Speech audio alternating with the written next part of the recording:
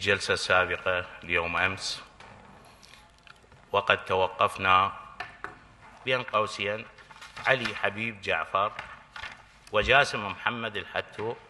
نعم، بصدد المحاكمة. نعم بصدد المحاكمة. نقول وثيقة. نعم سيد رئيس المحكمة قالها من الجلسة الماضية. نعم بصدد إثبات، ونظرا لضيق الوقت وإن المتبقين من العدد الكلي للمحكومين هو 96 محكوما.